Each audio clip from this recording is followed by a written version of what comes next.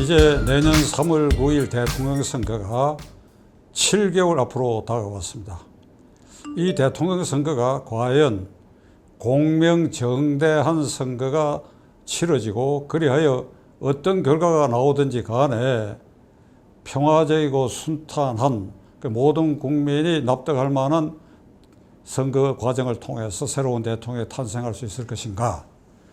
특히 야권의 입장에서는 문재인 대통령이 공명정대한 선거를 치루어야 할 헌법상 주체인데 그가 과연 그런 투철한 의지로 이 선거 관리를 할 것인가 한 데 대해서 여러분과 함께 생각해 보기로 하겠습니다.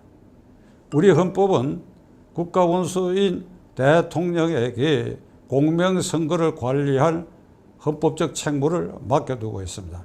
중앙선거관리위원회는 선거의 절차적 공정이나 이런 것을 다루는 것이지 근원적으로는 행정 권력을 장악한 대통령이 헌법 수호의 책임자로서 이 공정선거를 관리해야 그것이 비로소 공명정대한 선거에 이루어질 것인데 저의 결론은 문재인 대통령이 앞으로 7개월 동안 이 선거를 공명정대하고 헌법에 맞도록 그의 책무를 다해서 관리할 것이다.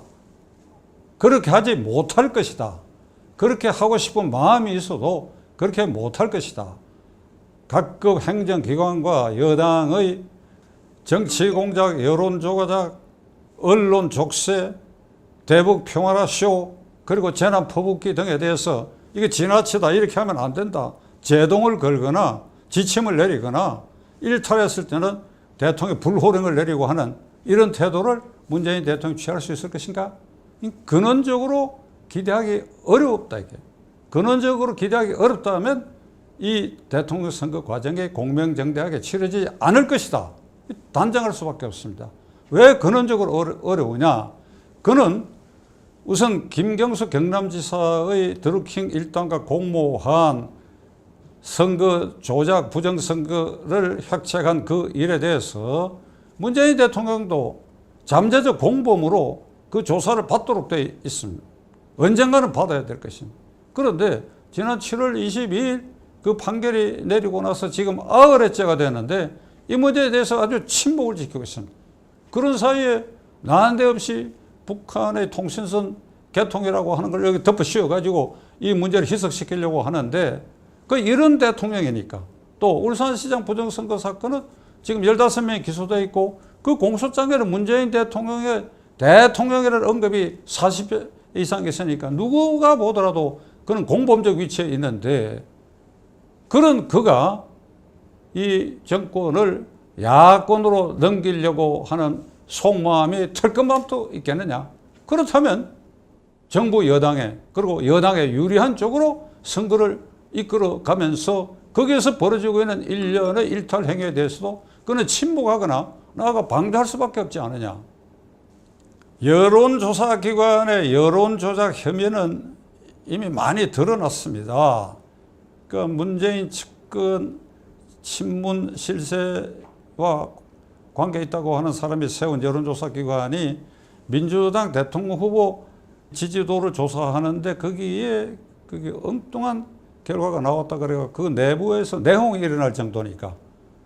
그러니까 관변 여론조사기관, 관변 쪽에서 조사를 일해갖고 나오는 여론조사. 지금 예를 들면 문재인 대통령이 40%의 지지율을 유지하고 있는데 그 이유가 코로나 극복을 잘한다. 대북, 대미 외교 등 외교를 잘한다.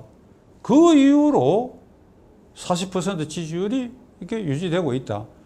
여러분, 코로나 극복을 잘한다고 믿는 국민이 있을 수도 있어요.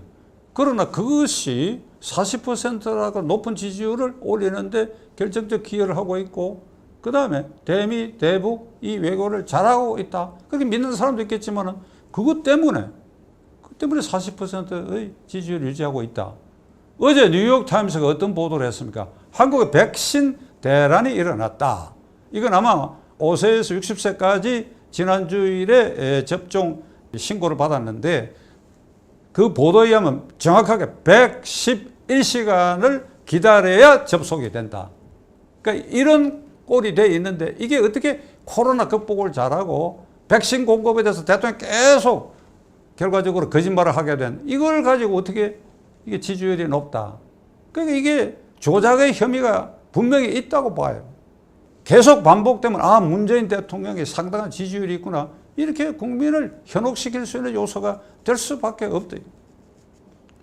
그 정치 공작은 거의 광기에 가까운 일을 정권 실세들이 해왔습니다.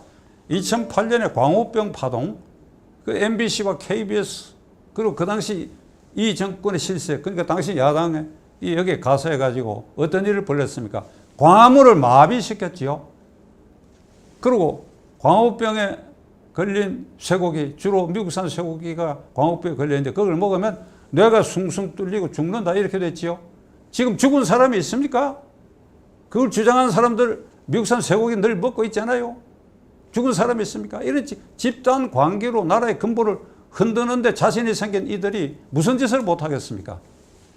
그저께부터 어떤 일이 벌어지고 있냐. 종로 종각 뒤에 거기 젊은이들이 주로 다니는 그 거리 입구에 홍길동 서점이라고 하는 그 빌딩 벽면에 윤석열 후보 부인 김 여사의 사진을 이렇게 그려놓고 줄리 윤 후보 부인이 과거에 호스테스 할 때의 애명이 줄리였다라고 하는 허위 사실, 그게 현혹되게 해가지고 줄리의 꿈, 영부인의 꿈 이래가지고 그 줄리가 윤석열 후보와 결혼하기 전에 이런 의사, 이런 변호사, 이러이러한 사람들하고 동거했거나 관계가 있다 하는 이렇게 벽면에 그런 그림을 그려 놨습니다. 이게 이제 말썽이 되기 시작했습니다. 그러자 이걸 지워야 된다 하는 젊은이들이 그것이 반드시 꼭 윤석열 후보를 지지해서가 아니라 이럴 수 있느냐. 그래서 자동차로 가지고 그 앞을 이렇게 막아섰더니 이것에 반격을 하기 위한 친문 세력이 그 자동차를 치우라.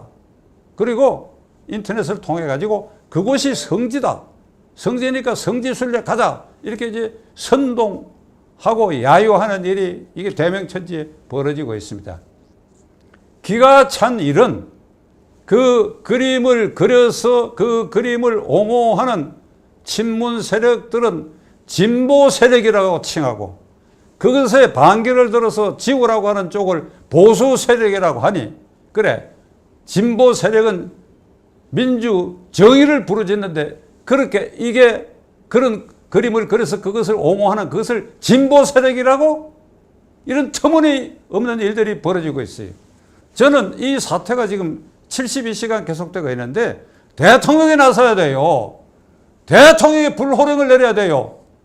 이건 공명선거를 해치는 것이고 이런 인격 사례가 없다. 어떤 동계서든지 간에 이런 용납할 수 없다. 검찰과 경찰은 즉각 수사에 착수하고 행정기관은 행정법 절차에 따라서 그걸 치우라. 이렇게 말을 해야지요. 그런 공화국이 돼야지요. 앞으로 7개월 동안 이런 형태의 집단 관계가 어떻게 발현될는지 정말 앞날이 우려스럽고 참담한 심정을 금할 길이 없습니다. 대북 평화쇼는 지금 국정원, 청와대 비서실 그리고 대통령 자신이 온 신경을 거기에 집중해가지고 어떻게든지 간에 이 3월 9일 대통령 선거에 있어서 여당이 계속해서 집권하는 길을 마련해야 우리가 죽지 않는다. 내가 죽지 않는다. 그리고 우리가 죽지 않는다. 이런 절박감으로 무슨 일을 어떻게 해야 하는지. 그동안에 10여 차례 문재인, 김정은 간에 친서 교환이 있다고 하는데 그 공개해야 됩니다. 언제 어떤 내용 그걸 공개해야지요. 컴컴한 데서 무슨 일이 일어나고 있는지 국민의 눈을 가려놔놓고 불쑥 통신전락선이 개통됐다 이걸 제시해놓고 앞으로도 그런 식으로 무슨 일을 하려는지. 지금 국회에서는 여당이 발의한 문화관광체육위원회 소위원회에서 언론중재법을 통과시키고 상임위 본회의에 상정하고 그 절차에 따라서 이제 국회 본회의에도 상정할 태세인데 이 언론중재법 내용은 대한민국 정부 수립 이래에 집권 세력이 획책한 언론 통제 중에 가장 극악한 그리고 가장 악랄한 언론 통제법입니다. 이게 내용이 복잡한데 제가 간단히 여러분들에게 말씀드리면 언론기관이 신문사와 이게 통신사 그리고 종편 텔레비전에서 허위 사실을 보도했다. 그러면 그 피해를 입은 당사자가 제소를 하면 손해배상액을 어떻게 산정하느냐. 예를 들면 A 신문사의 연간 매출이 야당 100억이다 하면 거기에 1000분의 1까지 이게 배상 책임을 징벌적 아주 가혹한 손해배상을 인정할 수 있도록 이런 악법을 지금 만들었는데 누구 말 맞더나 히틀러도 언론 통제를 이런 식으로 하지 않았어요. 저는 이 언론중재법에 이와 같이 악법을 통과시키려고 한다는 얘기를 듣고 어쩐지 불길한 생각이 듭니다. 문재인 대통령 그리고 정권 실세 여러분들에게 불길한 일이 일어날 것이라는 제가 예감이 들어요. 이 언론통제법 이런 식으로 통과시킨다면 1958년 12월 24일 크리스마스 이브에 태평로에는 국회의사당에서 자유당이 일방적으로 야당 의원들을 끌어내고 국가보안법을 개정안을 통과시켰는데 그게 언론통제 조항이었어요. 근데 이거와 비교해보면 그는 아주 약한 언론통제야. 그런데도 그것이 국민들에게 아주 자극적인 충격을 줘가지고 그 1년 3개월 뒤에 있을 3.15 선거에 그 조항을 별로 활용도 못하고 결국 부정선거로 자유당 정권이 무너졌어요.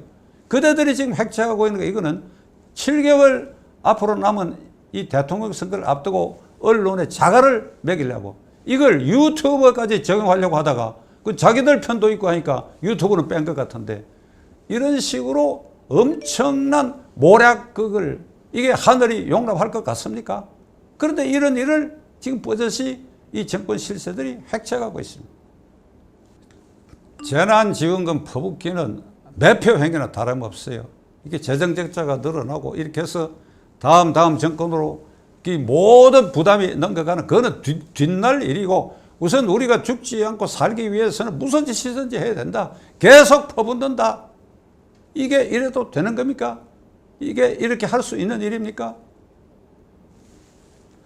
우리가 정신 똑바로 챙기고 그래 우리 각자가 헌법상 제1기관인 국민으로서 그 책무를 어떻게 하면 다 할 것인가 정말 고뇌하고 행동도 해야 된다고 생각합니다. 만일 광화문 광장이 지금 코로나로 아니고 열려있다고 한다면 김경수 드루킹 사건으로 이미 이 정권은 아주 치명상을 입고 대통령 지위에도 어떤 결정적 변화가 있었을 것인데 저기 막혀 있어요. 그렇다고 해서 우리가 이런 일들을 체념하고 그렇게 지나갈 수 있겠습니까? 나는 끝으로 오늘 이준석 대표와 104명의 국민의힘당 의원들에게 말하고자 합니다. 이준석 대표 지금 어디서 뭐 하고 있나? 뭐 하고 계시오? 지금 김경수 지사 사건은 문재인 대통령이 직접적으로 관여 공모 혐의가 있는 이 사건 이걸 그냥 묻어놔 놓고 기껏 사과하라고 하는 성명 발표하는 것으로 묻어놔 놓고 앞으로 7개월 뒤에 있을 3월 9일 대통령 선거가 공명정대하게 치러지리라고 믿는가요? 그대 믿는가? 싸워야지. 이걸 탄핵이 어렵다. 국회 의석수로는 야당이 절반이 안 되니까 발의도 안 된다. 국민적 탄핵을 위해서 모든 가능한 수단을 동원해서라도 싸워야지. 이걸 그냥 묻고 그리고 이 정권에서 공명정대한 선거가 치러지기를 기대해 싸워야지. 공명정대한 선거가 이루어지냐 안 이루어지냐 앞장서 싸울 것은 국민이 그대들에게 주어진 책무 아니냐 이 말입니다. 지켜보겠습니다. 끝까지 시청해 주셔서 감사합니다.